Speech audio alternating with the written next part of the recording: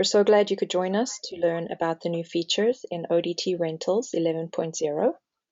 Today we're going to hear from Darren Christofferson, our product manager, who's very involved in this product update. I'll now hand the time over to Darren. Thank you.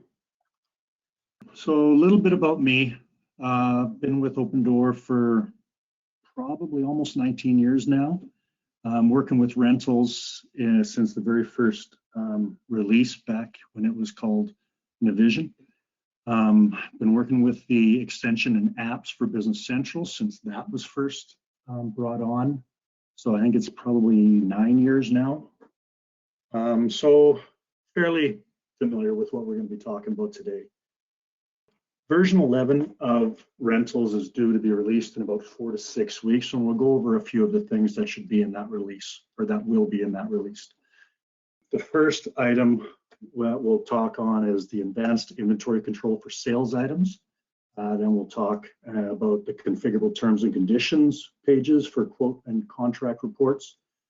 We enhanced the copy rental unit function to make setup a little bit easier. And we've also added additional syncing between fixed assets and rental units. That should be helpful as well. So the first thing we'll talk about is advanced inventory control for sales items. Okay, so the way it used to work, or the way it currently works in the released versions up to now, is that when you invoice a rental contract, if there's a sales item that's ready to be invoiced, it will be shipped and invoiced at once when the invoice is created. Okay. The problem with this is that it could be, a week, a month, 2 months down the road, and you may want to see it come out of inventory before that time has elapsed. So we're leveraging the standard Business Central sales shipment processes, and that function will now update inventory immediately, so you'll have accurate quantities. So the first thing we're going to do to show that is I'm going to create a new rental contract. We're going to use our favorite customer, datum. I think that's how you pronounce it. We're going to go with that. We're going to add a few rental units. And we'll make that a quantity of 2.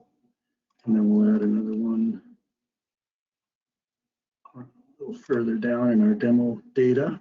We can take a quantity of 2 there as well. And we'll say those 2 are going. And we'll say that these 2 are going. All right, so there's our rental units. Down in the sales lines, when I add a new item, we can see that I've created this particular item in inventory, and we're going to ship out 2 of them. Now, in order to track what's going on here, I'm just going to take a quick look up to this inventory item, and we'll see that there's a quantity of 100 on hand. And if I drill into the item ledger entries, you can see that a purchase was created for 100, and that's where 100 came from. Okay, so now normal process would be go to the ship rentals function and going to ship everything all at once. Okay, so a standard rentals delivery, nothing has changed here. That shows our transactions from our rental units. But now we've also got this menu item, which is posted sales shipments, which shows our activity on the sales lines that have been posted through our shipment. And if we see here, if we look at the item now, we can see that the quantity on hand is now 98. And if we drill into item ledger entries, we'll see that there's a sales shipment that's relieved 2 from inventory. So as soon as we do a shipment from the rental contract, the inventory is updated immediately, whatever's left. Now you can handle the shipments the same way you used to by saying quantity to ship. If you don't want to ship something right away, set the quantity to ship to 0. And then as soon as you're ready to ship it, change the quantity to ship to whatever value you want it to be. So that's still the same process. The only change now is that we have a sales order created behind the scenes and the shipment is posted out of the sales order. Okay, so this is a fairly large change. It basically changed the structure of the way the rental contract is set up. The rental lines, nothing has changed there. That's all the same. But the sales lines used to be in their own table, and now we're leveraging the standard Business Central sales line table. So you can imagine this is going to touch everything. It's going to touch reports. It's going to touch sales kits. It's going to touch the posting. It's a fairly large change, and included in that change is going to be upgrade code when you move from version 10 or earlier to version 11. There will be code in there to see if something has been already processed through the sales side, meaning it's been invoiced somehow. Then we're going to continue with the previous format, and it'll accommodate both the previous and the current format. So any new contracts will have the new format and it'll come out of inventory immediately. Any existing contracts may have to continue on with the old format if it's already been invoiced. We won't be able to change that, but anything new going forward will have that. And that's basically the impact of what's happening on that change. The next item we're going to talk about is our configurable terms and conditions. So there's basically two ways that we can set this up. One is if you're going to print, include it at the end of the printed document, and the other is to attach it to the email if you're using the email functionality that's already exists in rental contracts and quotes. And we can accommodate multi-page documents if you have a lengthy terms and conditions document that you want to send. And if we take a look at how that's going to work, I'm going to use this existing rental contract. If I click the email function right now, you can see that the only thing that's going to be attached to that email is the actual contract report. So I'm going to skip that for a sec, and I'm going to go and show you how to set up how to do this for yourselves. So we need to go into email accounts in Business Central. I've already set myself up as an email account and set it as the default. If you go to the navigate menu, you can see email scenarios as one of the options. If you click on email scenarios, a new window pops up and you can assign scenarios. In this version, we have added our own terms and conditions scenario to the list. Select that, click OK, and then once I select that scenario, I can set the attachment. I've created a couple of terms and conditions reports that are not actual reports, they're just stuff that I created, but we'll use one of those. And so now this is a big one. Attached by default must be checked. If otherwise, you can attach it manually, but if you don't select attach by default, it will not automatically add. But now if we go back in that same rental contract, click email again, you can see in the attachments, we now have the contract report as well as the terms and conditions report. And now all we have to do is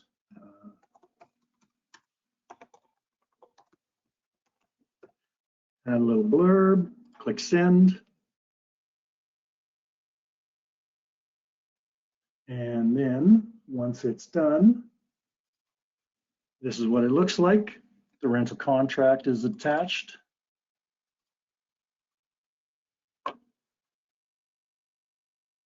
That looks familiar, same as it always is.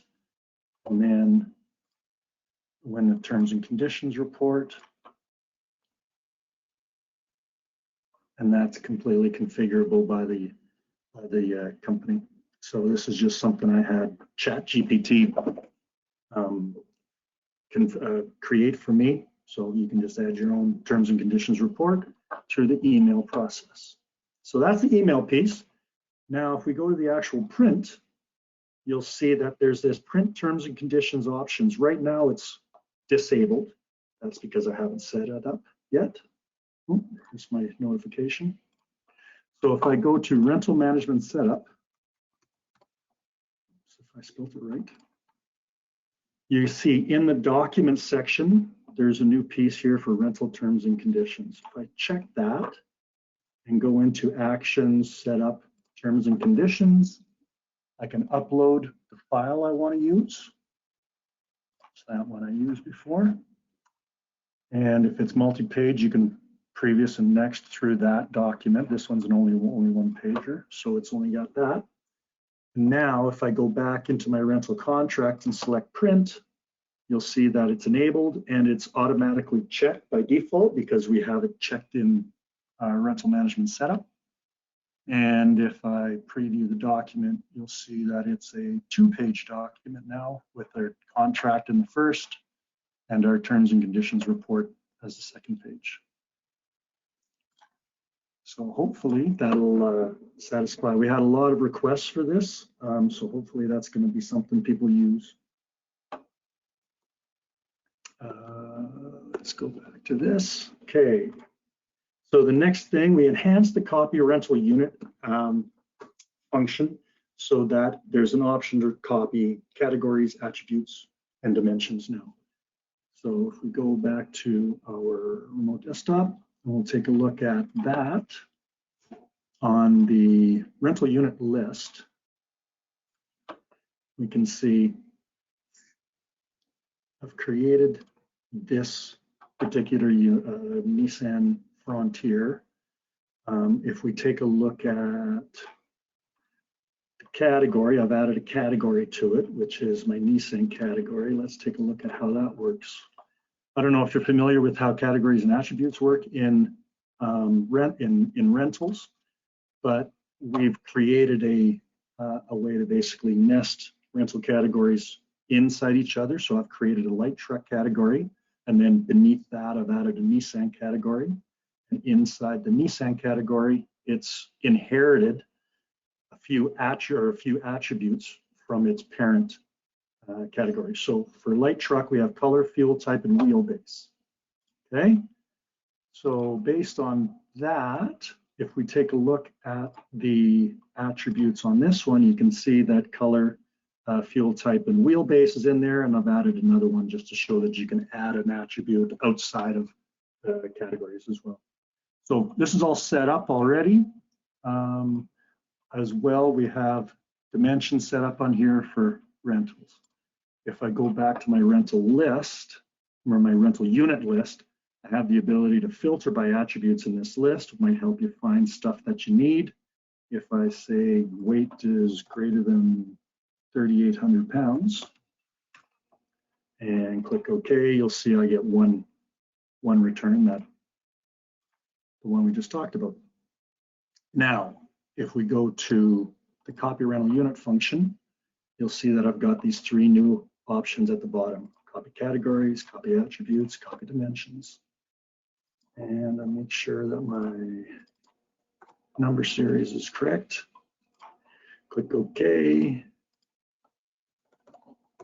So I can tell them apart. I'm going to change the name on that one. And now you'll see I've got the existing one and my new one. And it's got the dimension copied over, the rental dimension. And under the attributes, you'll see that all the attributes are copied over. And I can modify accordingly. This guy's a white one. And so now if I come back in here and filter by attributes, do the same filter, greater than 3,800 pounds. Now we have 2 options. Okay, so this should hopefully make setting up new units easier. We don't have to go through quite as much setup as before, especially if they're part of the same group. So that was the enhancement for copy rental unit. And the last one we're going to talk about is the sync fixed assets on rental units. So synced fixed assets and rental units already has rental location being updated across if they're linked. One thing that isn't in previous versions done is dimensions. So that's what we've updated. If we go back to our rental unit list, clear, you'll see I've got an existing fixed asset that's linked to a rental unit. And if I come in here and change the rental, the location code,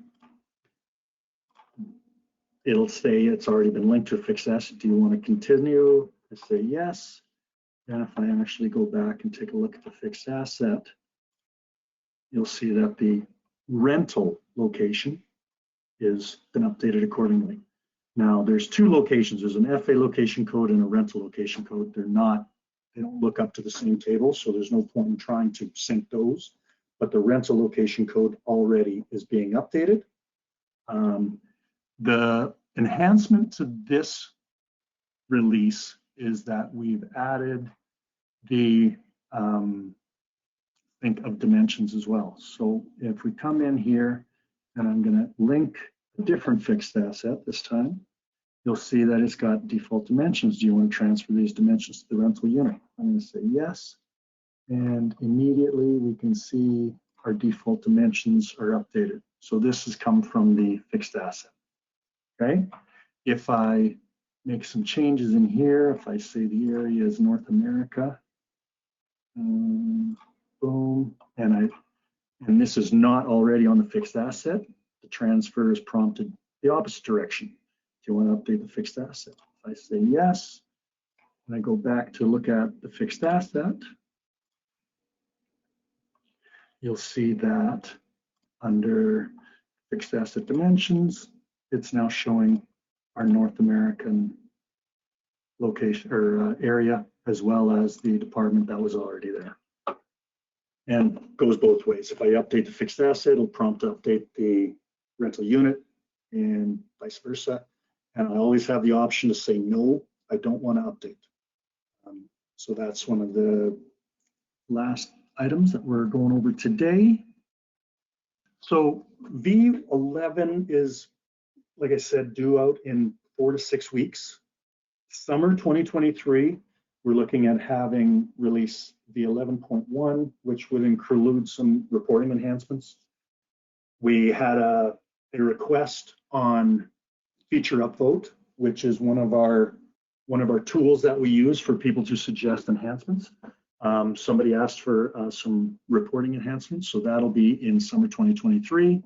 We're going to including some expanded dispatch capability. That dispatch capability is what I went over in our last webinar. That was new in version 10, I believe. So there's been some enhanced expanded dispatch capabilities, and that's going to be ongoing for years likely. And then loss and damage and rental dimension priorities hopefully make it into V11.1. Keep in mind that if you've got questions that you want to ask after the webinar's closed, hi@opendoorerp.com is where you can send those questions. We'll get those replied as soon as possible and sent back. Looks like we don't have any questions, Darren, so thank you so much for that very informative presentation. And thanks again to everyone for attending today, and have a great day, everyone. Thanks all.